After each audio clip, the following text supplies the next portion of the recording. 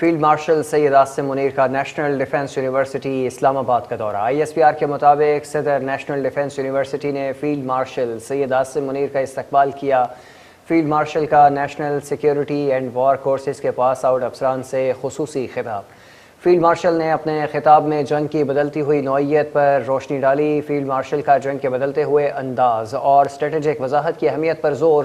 جنگ کی بدلتی نوعیت کے مطابق حکمت عملی اور صلاحیتوں کو جدید بنایا جا رہا ہے۔ فیلڈ مارشل نے کہا کہ نیشنل ڈیفنس یونیورسٹی جیسے اعلیٰ تعلیمی اداروں کے کردار کو سراہا، جبکہ یہ ادارے مستقبل کی عسکری اور سول قیادت کو صلاحیتوں سے آراستہ کر رہے ہیں۔ انہوں نے کہا یہ صلاحیتیں ہائبرڈ اور روایتی خطرات کا دور اندیشی کے ساتھ مقابلہ کرنے کے قابل بناتی ہیں۔ دشمن خفیہ ایجنسیوں کی پاکستان کو غیر مستحکم کرنے کی کوششوں سے مکمل آگاہ ہیں۔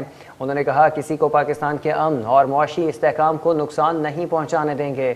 سرحد پار سے ہونے والی دہشت گردی کو پوری قوت سے کچل دیا جائے گا۔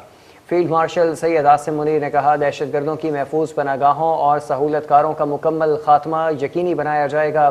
جنگیں صرف بیان بازی یا نعروں سے نہیں، ایمان، اتحاد اور نظم و ضبط سے جیتی جاتی ہیں، جبکہ پاک فوج کی پیشہ ورانہ صلاحیتوں، بلند حوصلے اور آپریشنل تیاریوں پر مکمل اعتماد ہے۔ فیلڈ مارشل سید عاصم منیر نے کہا مسلح افواج آپریشنل حکمت عملی اور ترقیاتی منصوبہ بندی کو از سر نو مرتب کر رہی ہیں۔ دشمن کی سرپرستی میں کام کرنے والے پراکسی عناصر اور نیٹ ورکس کی کوششیں ناکام ہوں گی۔